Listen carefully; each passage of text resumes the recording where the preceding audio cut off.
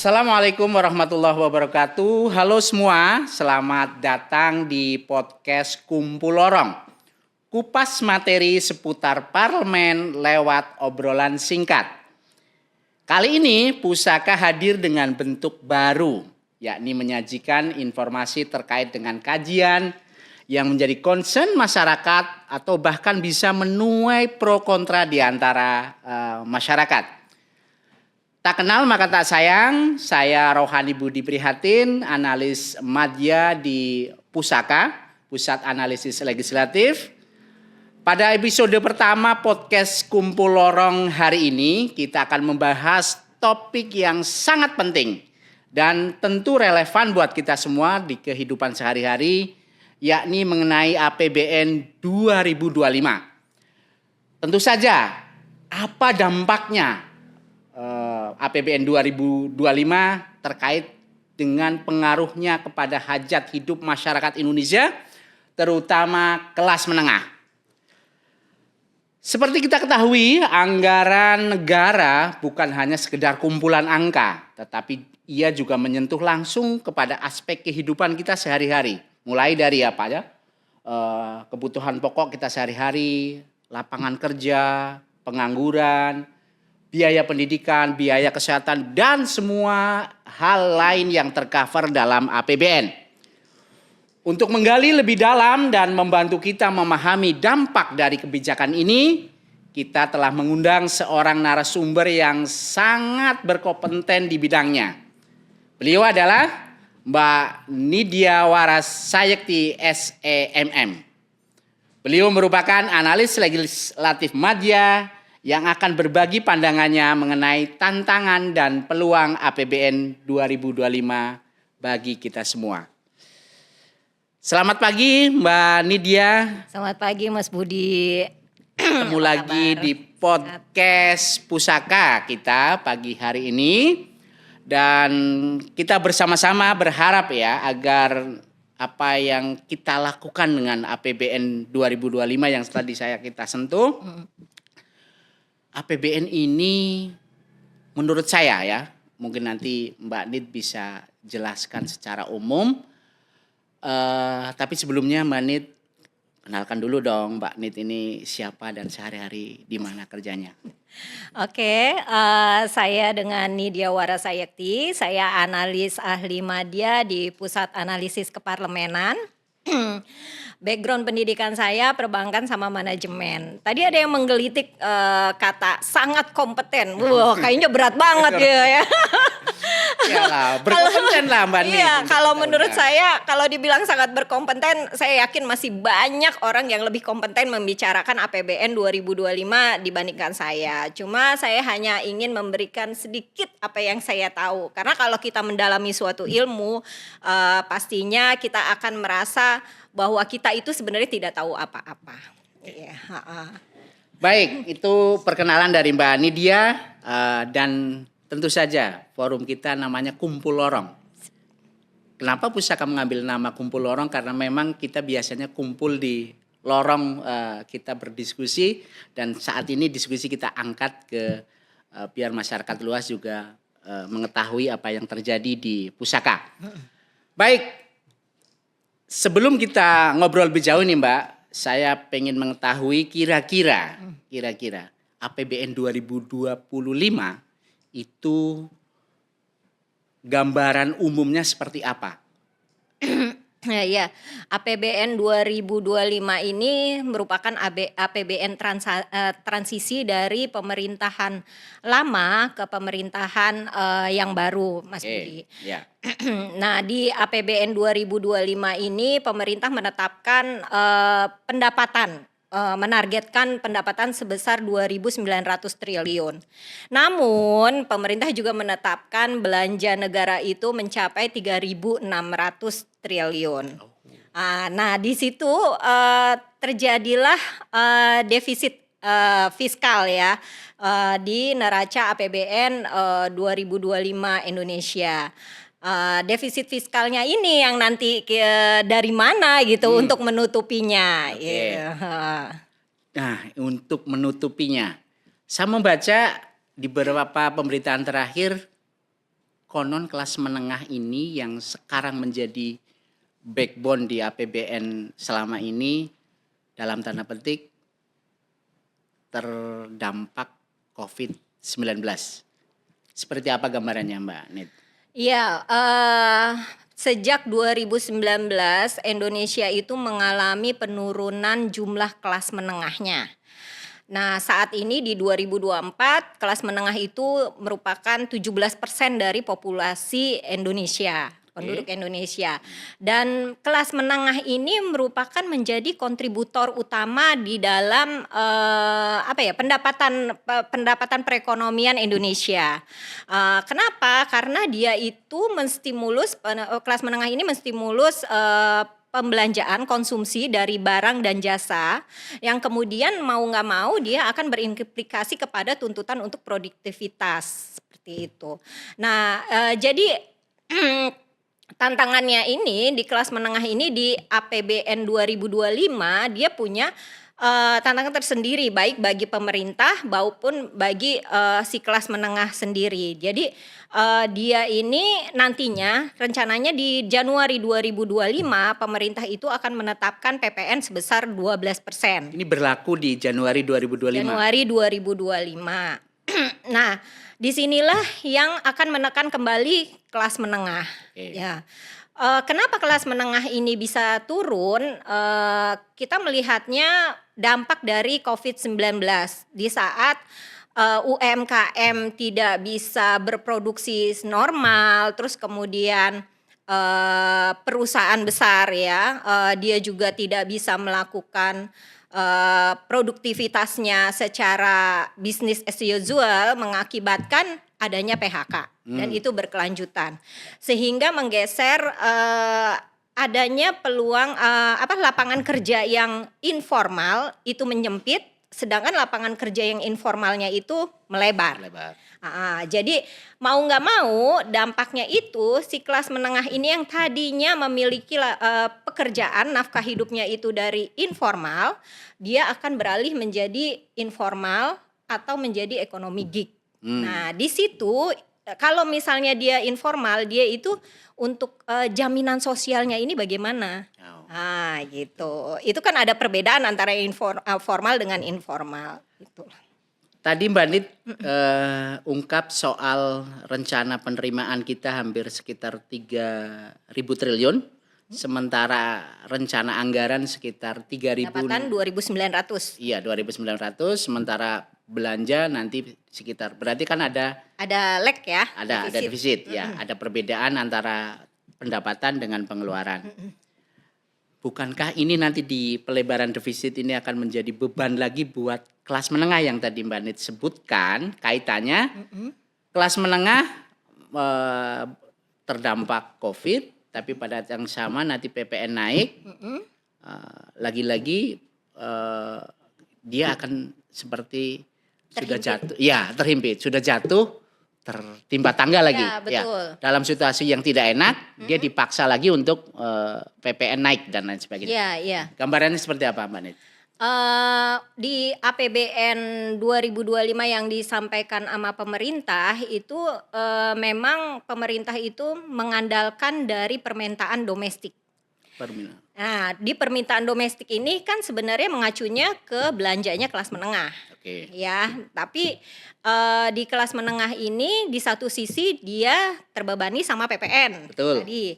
Yang kedua, dia tidak tercakup dalam Perlinsos, perlindungan sosial. Iya. Ya kan? Selama ini dalam tanda petik yang selalu digerojok adalah kelas yang bawah oleh gitu. Perlinsos, perlindungan sosial maupun bansos.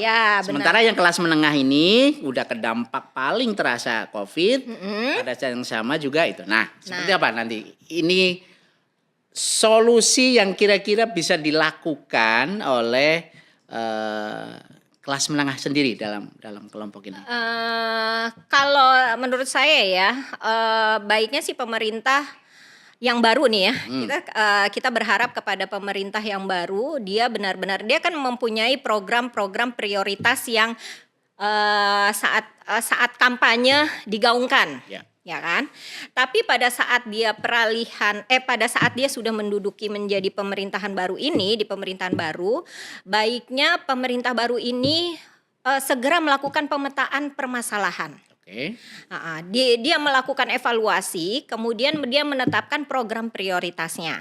Nah, pada saat dia melakukan program prioritasnya, nah di situ dia bisa melakukan perubahan atas APBN yang sudah ditetapkan oleh pemerintahan sebelumnya. Itu terbuka gitu. Nah, harapannya di pemerintah baru ini dia bisa mensinkronkan kembali terkait aturan-aturan perpajakan.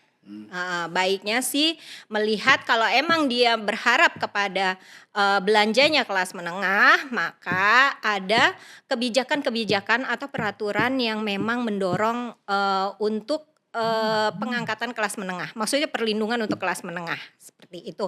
Atau dari sisi yang lain, misalnya dari Perlinsos, kalau memang memungkinkan cakupan perlindungan sosialnya itu bisa mengcover kelas menengah juga.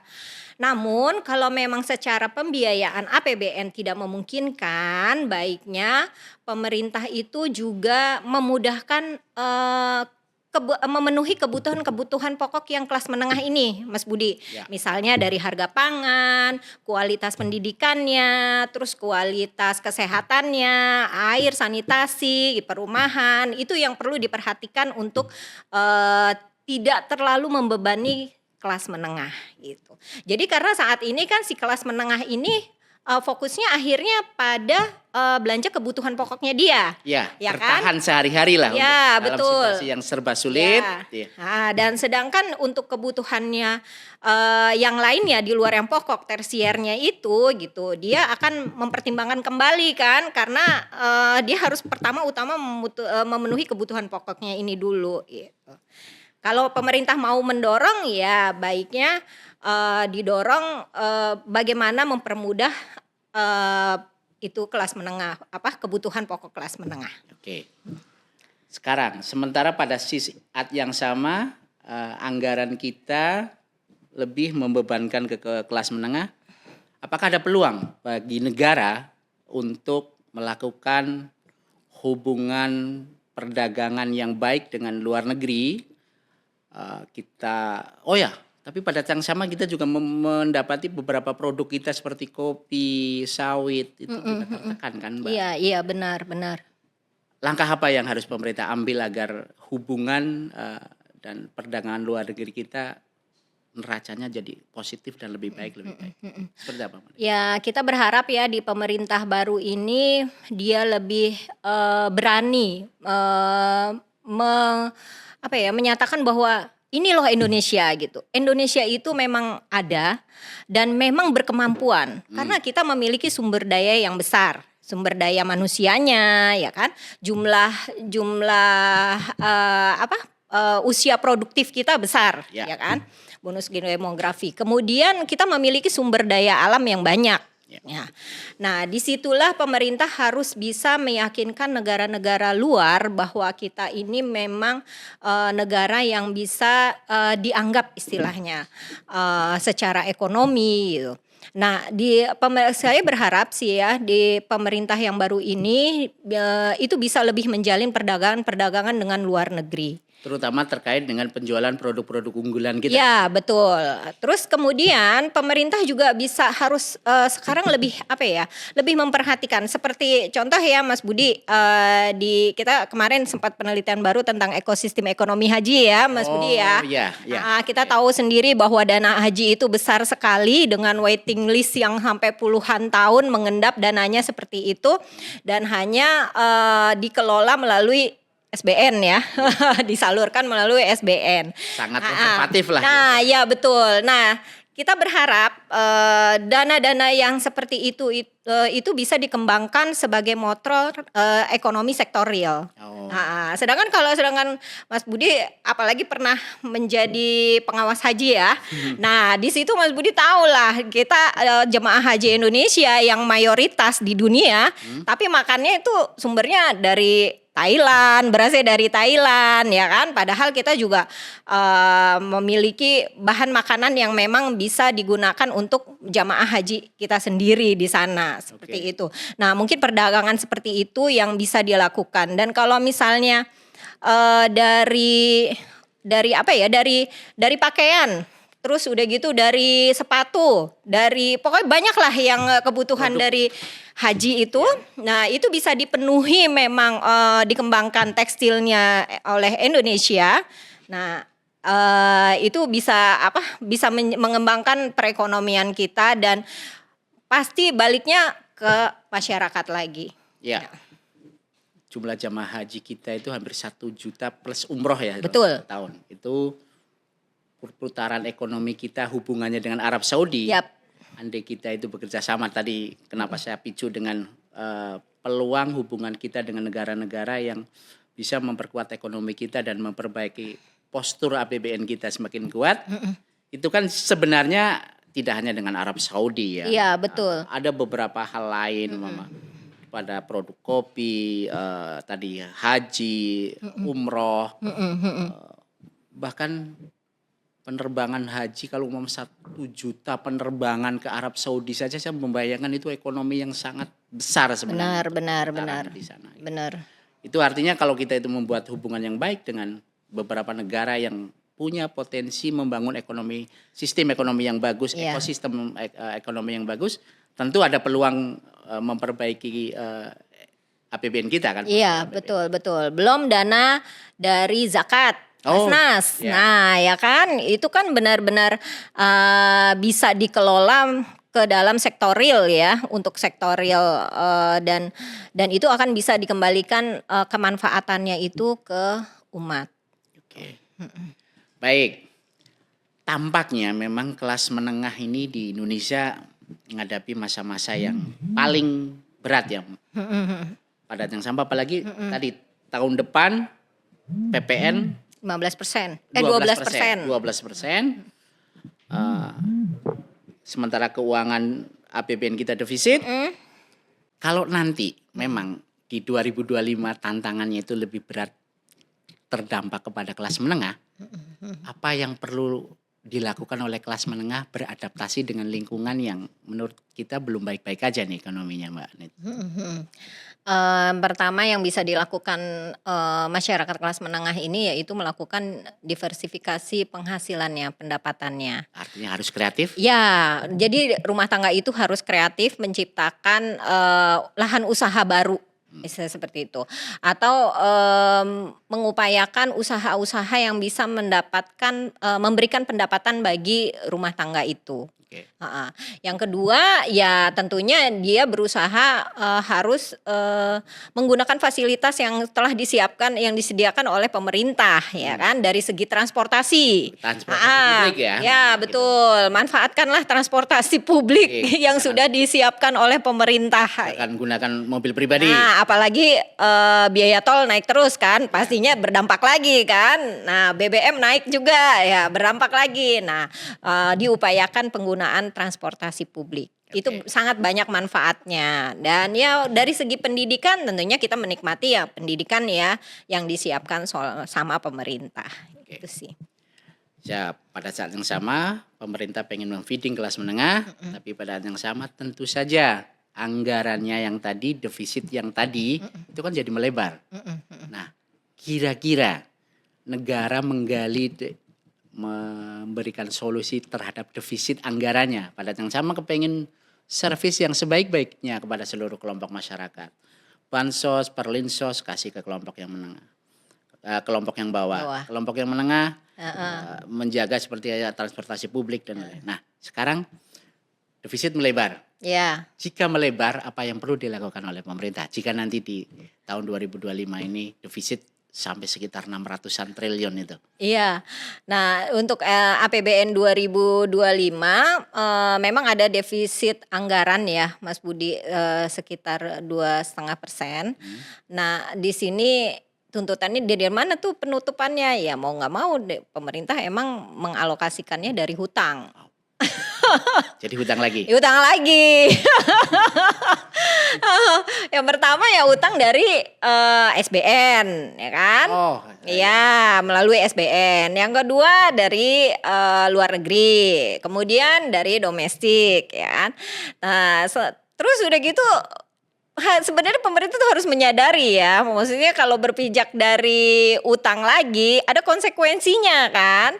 Nah itu ada bunga yang harus dibayarkan. Nah apalagi di 2025 ini suku bunganya untuk SBN yang 10 tahun itu naik lagi kan 7,1%, sebelumnya 6,9% di 2024. Nah itulah yang harus pemerintah sadari bahwa kalau memang bersandar pada hutang ada konsekuensi yang harus dibayarkan oleh pemerintah yaitu bunga hutang. Belum lagi tagihan bunga hutang yang sebelumnya ya kan? Yang jatuh tempo. Ya, yang jatuh tempo. Nah, itu yang perlu dipikirkan. Makanya berharap kepada pemerintah yang baru untuk lebih mendorong ke sektor real sehingga membuka lapangan pekerjaan terutama yang di sektor formal ya Mas Budi ya. Karena di sektor formal itu ada jaminan sosialnya. Seperti itu sih. Jadi kalau ibarat negara ini kayak keluarga juga, mirip-mirip pilihannya memperbesar pendapatan atau belanja pada yang sama. Apalagi janji politik presiden itu kan ada bagian-bagian yang tentu saja berdampak kepada pembiayaan APBN. Iya benar-benar. Di periode sebelumnya ada IKN, periode berikutnya nanti ada makan siang bergizi, dan lain sebagainya. Itu kan tentu akan semakin memperlebar utang dan defisit kita. Iya benar. Ya negara ini kan merupakan suatu organisasi juga ya, dan pemimpin pemerintahan itu merupakan kepemimpinan dari organisasi ini. Jadi ya fokusnya mau dibawa kemana ini negara kan? Kita berharap kan untuk kemajuan negara. Ya. Nah, si warga negara ini, masyarakat ini merupakan anggota dari organisasi tersebut. Yang memang hal-nya itu kan harus diperhatikan soal sama pemerintah gitu. Jadi bukan hanya lapisan yang di sebelah sini gitu, tapi kan secara menyeluruh. Disitulah bagaimana peran pemerintah dalam melakukan perencanaan, memanage ini negara, melakukan perencanaan, pengelolaan, kemudian mengevaluasi. Jadi apa yang harus dilakukan, disitulah tuntutannya buat pemerintah yang baru itu. Baik. Tampaknya luar biasa ya bicara soal APBN 2025 yang dampak dari COVID dan situasinya belum sepenuhnya pulih sehingga APBN 2025 tampaknya harus berat juga menanggung defisit yang tadi disebutkan. Baik Sobat Lorong, luar biasa perbincangan kita kali ini. Bersama narasumber yang Mbak Andit ini luar biasa, perlu ada beberapa hal yang kita gali lagi Mbak Andit, terutama tadi begitu ngomong soal hutang. Begitu ngomong soal hutang, kesannya kok berat sekali ya ngomong. Ya kalau bisa sih negara jangan berlandaskan hutang ya Mas Budi ya. Kita aja hidup berhutang susah banget ya jadinya. Pusing, enaknya nggak berhutang lah. Tidak berhutang ya. Atau berhutanglah tapi untuk manage dengan baik. Ya. Itu sesuatu untuk yang produktif ya hutang itu. Oke. Ya. Tidak terasa sudah 20 menit kita ngobrol, mungkin kita cukup dulu obrolan lorong kali ini. Namun sebelum menutup podcast kali ini kita sama-sama gaungkan jargon. Kita punya jargon Mbak Nit. Oh iya, oke. Pusaka. Pusaka, pusatnya inovasi, berkolaborasi, majukan keparlemenan.